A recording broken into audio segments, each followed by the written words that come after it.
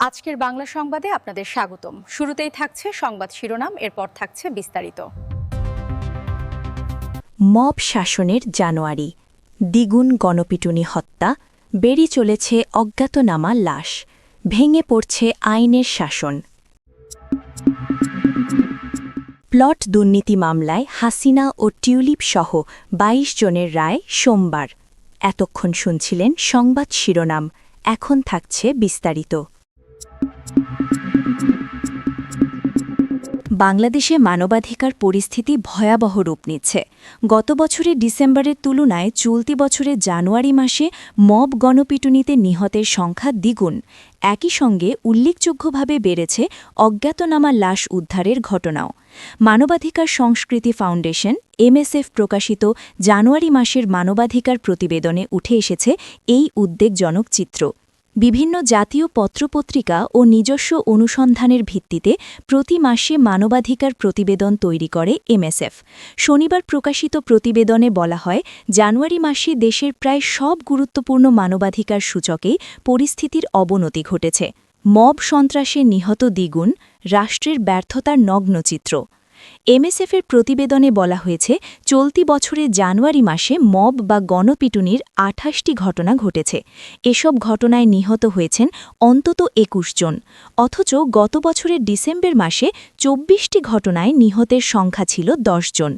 সংগঠনটি বলছে, গণপিটুনিতে নিহত ও আহতের সংখ্যা বৃদ্ধি পাওয়া আইনের শাসনের প্রতি জনগণের চরম আস্থাহীনতা এবং প্রাতিষ্ঠানিক বিচার ব্যবস্থার দুর্বলতারই প্রতিফলন।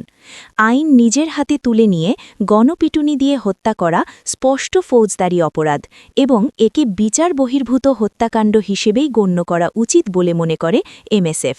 অজ্ঞাতনামা লাশ বেড়েই চলেছে, গুম ও বিচার বহির্ভূত হত্যার শঙ্কা।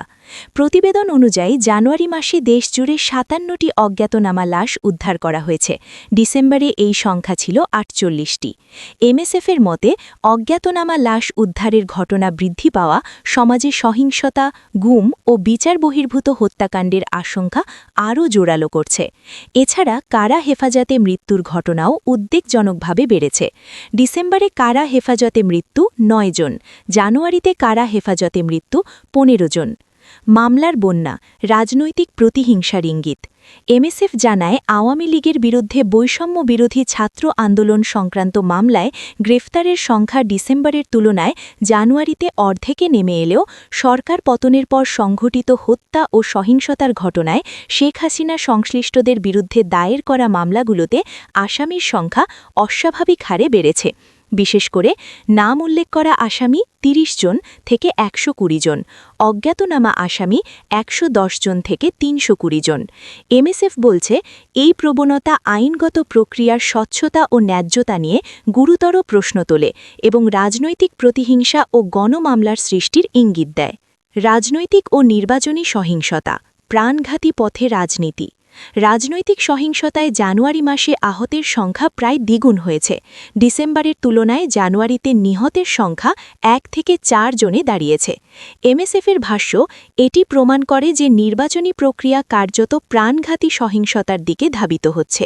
সংগঠনটি বলছে, জানুয়ারি মাস ছিল নির্বাচনী সহিংসতার দিক থেকে অন্যতম ভয়াবহ সময়। সংখ্যালঘু নির্যাতন ভয়াবহভাবে বেড়েছে। জানুয়ারি মাসে সংখ্যালঘুদের বিরুদ্ধে সহিংসতা আশঙ্কাজনকভাবে বেড়েছে। এমএসএফের তথ্য অনুযায়ী জানুয়ারি মাসে সংখ্যালঘু নির্যাতনের ঘটনা ১৫টি, ডিসেম্বর মাসে ৪টি। এসব ঘটনার মধ্যে রয়েছে প্রতিমা ভাঙচুর, বাড়িঘরে হামলা, অগ্নিসংযোগ ও মিথ্যা মামলা। এমএসএফ বলছে, এটি সাম্প্রদায়িক সহিংসতার পুনরুত্থান এবং রাষ্ট্রীয় সুরক্ষা ব্যবস্থার ভয়াবহ দুর্বলতার প্রতিফলন। হেফাজতে মৃত্যু ও ক্রস ফায়ার অব্যাহত। জানুয়ারি মাসে আইন শৃঙ্খলা বাহিনীর হেফাজতে ২টি মৃত্যু, বাহিনীর সঙ্গে গোলাগুলিতে ১ জন নিহত। এমএসএফের মতে, হেফাজতে নির্যাতনে মৃত্যু বেড়ে যাওয়া প্রমাণ করে এটি এখনও একটি কাঠামোগত সমস্যা। এমএসএফ, জানুয়ারি মানবাধিকারের জন্য অন্ধকারতম মাসগুলোর একটি। তুলনামূলক বিশ্লেষণে এমএসএফ বলছে, জানুয়ারি মাসে বাংলাদেশের সামগ্রিক মানবাধিকার পরিস্থিতি আরও জটিল, সহিংস ও উদ্বেগজনক হয়ে উঠেছে।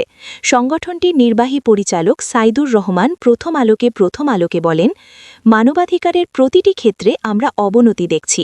আইন শৃঙ্খলা বাহিনীর দায়িত্ব ছিল জানমালের নিরাপত্তা ও অপরাধ দমন, কিন্তু জানুয়ারি মাসে দেখা গেছে নির্বাচনের আগে এসে আওয়ামী লীগ কার্যক্রম নিষিদ্ধ ও সহযোগী সংগঠনের নেতাকর্মীদের বিরুদ্ধে মামলায় আসামির সংখ্যা বাড়ানোই যেন তাদের প্রধান কাজ।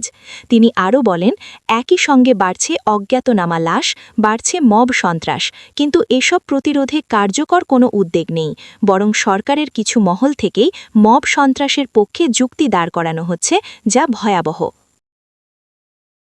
পূর্বাচল নতুন শহর প্রকল্পে প্লট বরাদ্দে দুর্নীতির অভিযোগের মামলায় সাবেক স্বৈরশাসক শেখ হাসিনা, শেখ রেহানার মেয়ে টিউলিপ সিদ্দিকী ও আজমিনা সিদ্দিকী এবং ছেলে রাদওয়ান মুজিব সিদ্দিকী সহ ২২ জনের মামলার রায় ঘোষণা করা হবে সোমবার ২ ফেব্রুয়ারি ঢাকার বিশেষ জজ আদালত ৪-এর বিচারক রবিউল আলম এ রায় ঘোষণা করবেন। দুর্নীতি দমন কমিশনের দুদকের পিপি মোহাম্মদ হাফিজুর রহমান জানান, দুদকের করা এই দুই মামলার রায় ঘোষণার জন্য তারিখ নির্ধারিত রয়েছে। তিনি আরও জানান, শেখ হাসিনার বোন শেখ রেহানার মেয়ে আজমিনা সিদ্দিকী ও ছেলে রাদওয়ান মুজিব সিদ্দিকীর নামে ১০ কাঠা করে প্লট বরাদ্দ দেওয়ার অভিযোগে এ দুটি মামলা দায়ের করে দুদক। এর আগে ৩১ জুলাই একই আদালত প্লট বরাদ্দে দুর্নীতি সংক্রান্ত ৩ মামলায় শেখ হাসিনা সহ অন্যদের বিরুদ্ধে অভিযোগ গঠন করে বিচার শুরুর আদেশ দেন। এর মধ্যে শেখ রেহানার প্লট বরাদ্দে দুর্নীতির মামলায় ইতিমধ্যে রায় দেওয়া হয়েছে। ২ মামলায় যারা আসামি: শেখ হাসিনা, শেখ রেহানার মেয়ে যুক্তরাজ্য প্রবাসী এবং যুক্তরাজ্যের সংসদ সদস্য টিউলিপ সিদ্দিকী, শেখ রেহানার মেয়ে আজমিনা সিদ্দিকী, শেখ রেহানার ছেলে রাদওয়ান মুজিব সিদ্দিকী, সাবেক গৃহায়ন ও গণপূর্ত প্রতিমন্ত্রী শরীফ আহমেদ, সাবেক প্রধানমন্ত্রীর একান্ত সচিব মোহাম্মদ সালাউদ্দিন, জাতীয় গৃহায়ন ও গণপূর্ত মন্ত্রণালয়ের প্রশাসনিক কর্মকর্তা মোহাম্মদ সাইফুল ইসলাম সরকার, সিনিয়র সহকারী সচিব পুরবী গোলদার, সচিব কাজী ওয়াসি উদ্দিন, সাবেক সচিব শহীদুল্লাহ খন্দকার, অতিরিক্ত সহকারী সচিব মোহাম্মদ আলী উল্লাহ, রাজুকের সাবেক চেয়ারম্যান মোহাম্মদ আনিসুর রহমান মিয়া, সাবেক সদস্য মোহাম্মদ খুরশিদ আলম, তন্ময় দাস, মোহাম্মদ নাসির উদ্দিন, মেজর অবসর শামসুদ্দিন আহমেদ চৌধুরী, সাবেক পরিচালক মোহাম্মদ নুরুল ইসলাম, সাবেক পরিচালক মোহাম্মদ কামরুল ইসলাম, সহকারী পরিচালক ফারিয়া সুলতানা, সহকারী পরিচালক মাজহারুল ইসলাম, উপপরিচালক নায়েব আলী শরীফ, পরিচালক শেখ শাহিনুল ইসলাম। ২ মামলায় যারা আসামি: শেখ হাসিনার বোন শেখ রেহানার মেয়ে আজমিনা সিদ্দিকী ও ছেলে রাদওয়ান মুজিব সিদ্দিকীর নামে ১০ কাঠা করে প্লট বরাদ্দ দেওয়ার অভিযোগে এ দুটি মামলা দায়ের করে দুদক। এর আগে ৩১ জুলাই একই আদালত প্লট বরাদ্দে দুর্নীতি সংক্রান্ত ৩ মামলায় শেখ হাসিনা সহ অন্যদের বিরুদ্ধে অভিযোগ গঠন করে বিচার শুরুর আদেশ দেন। এর মধ্যে শেখ রেহানার প্লট বরাদ্দে দুর্নীতির মামলায় ইতিমধ্যে রায় দেওয়া হয়েছে।